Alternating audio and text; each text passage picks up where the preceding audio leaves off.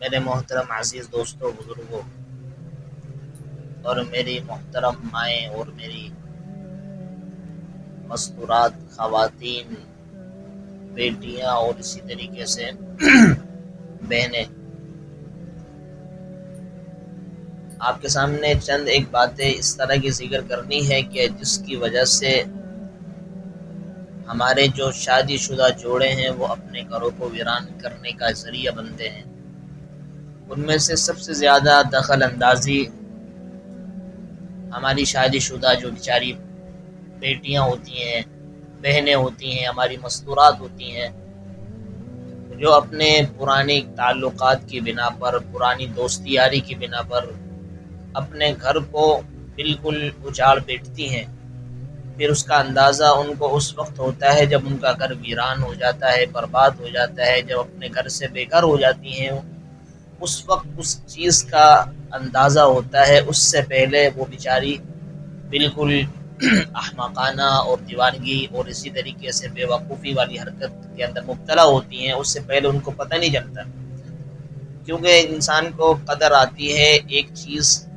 کے چھن جانے کے بعد۔ اس طرح یوں ہوتا ہے کہ جیسے ہمارے ہاں تعلقات، جیسی کوئی بچی ہوتی ہے، بیٹی اور لڑکی ہوتی ہے، کوئی اس کی پہلے کسی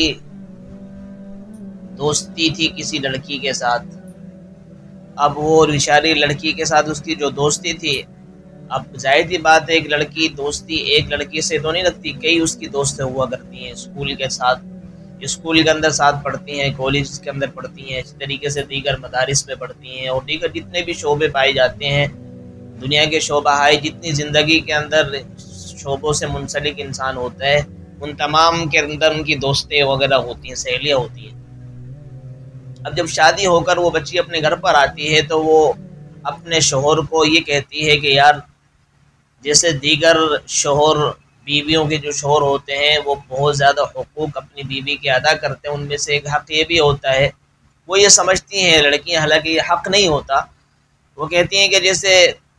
لڑکا جو ہوتا ہے شوہر، وہ بیوی کی دوستوں سے بھی بات کرتا ہے،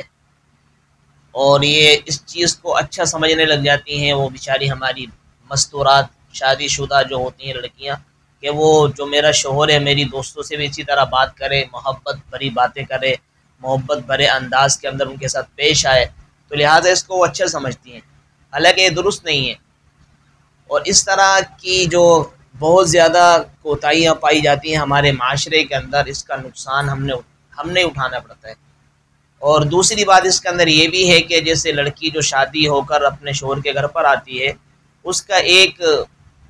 المیہ اور ایک اس کا ابھار اور ایک آمادگی اس بات پر بھی ہوتی ہے کہ میری بہنوں سے بھی تعلقات میرا شوہر جو رکھے، یعنی جو میری بہنیں ہیں، چھوٹی ہیں یا بڑی ہیں، ان سے بھی تعلقات اسی طرح کے رکھے جس طرح کے مجھ سے رکھتا ہے، یعنی جس طرح مجھ سے اچھے انداز میں پیش آتا ہے، بات چیت کرتا ہے، گپ شپ لگاتا ہے، لانا لے جانا کرتا ہے، کھانا پلانا کرتا ہے، وہ تمام تر چیزیں میری بہنوں کے ساتھ بھی میرا شوہر اختیار کرے، حالانکہ شریعت اس کی بھی اجازت نہیں دیتی۔ جب شریعت کے تمام تر تقاضوں کو پیچھے رکھا جاتا ہے، پس پش ڈال دیا جاتا ہے، تو پھر اس کے نقصانات بہت زیادہ اٹھانے پڑتے ہیں۔ ان میں سے کئی نقصانات میں سے دو نقصان آپ کے سامنے ذکر کرتا ہوں، اسی حوالے سے جو دو باتیں میں نے آپ کے سامنے تمہید کی صورت میں رکھی ہیں۔ ایسے ہی ہمارے کسی علاقے کا یہ ایک واقعہ ہے، اس میں یہ ہوا کہ ایک لڑکی جو شادی شدہ تھی، اس کے غالباً 3 بچے تھے،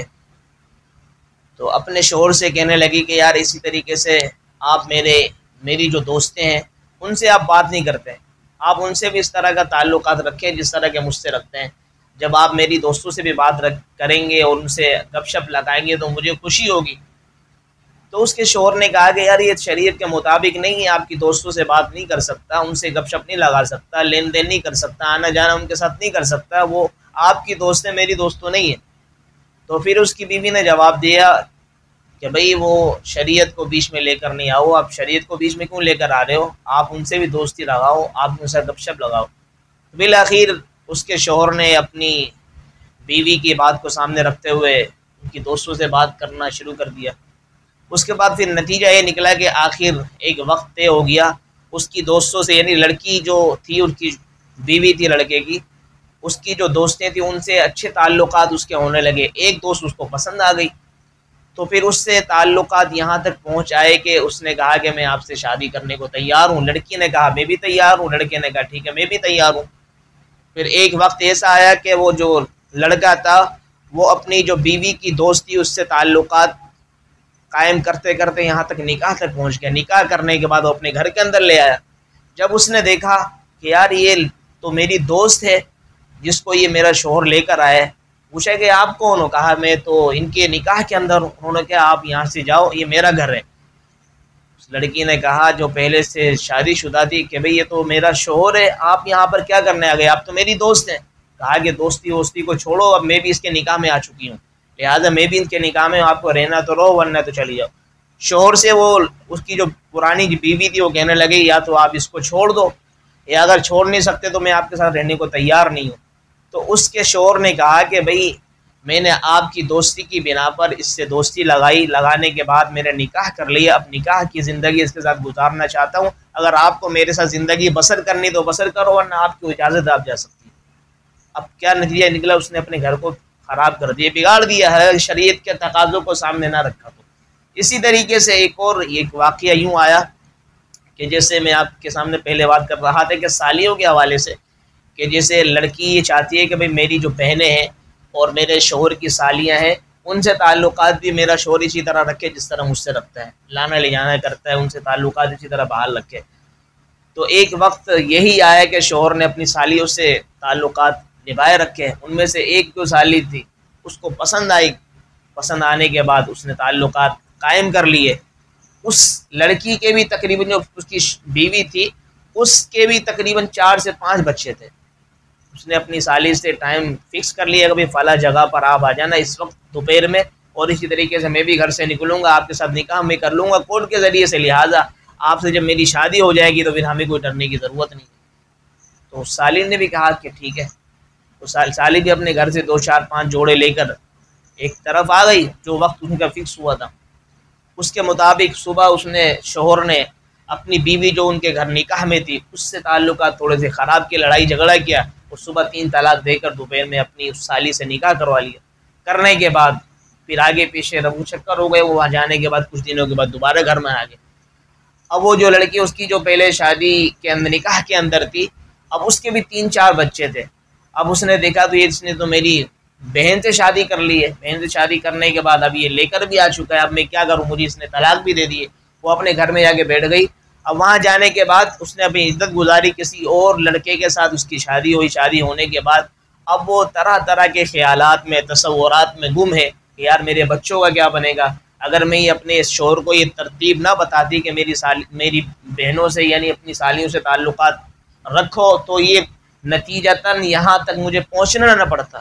تو نتیجہ یہ نکلا کہ اس طرح کے تعلقات رکھنا اور اپنے شوہروں کو اس کی طرف لے کر آنا، ان کو اس طرف آمادہ کرنا، ابھارنا، یہ بالکل شریعت کے تمام تر تقاضوں سے متنافی چیز ہے۔ حالانکہ اس سے بچنا چاہیے، جب تک ہم شریعت کے تقاضوں کو سامنے نہیں رکھیں گے تو ہمیں اس طرح کے نقصانات اٹھانے پڑیں گے، اور یہ اٹھانے خدا کی قسم یہ سچے واقعات ہیں، یہ وہ نہیں کہ آدمی نے فرضی کوئی ایک صورت بنا لی ہو کسی کو سمجھانے کے لیے یہ بات پیش کرے، بلکہ یہ سچا واقعہ ہے جو 2 واقعہ آپ کے سامنے رکھے۔ اللہ تعالیٰ سے دعا ہے کہ اللہ رب العالمین ہماری جو گھروں کے اندر بیٹیاں ہیں،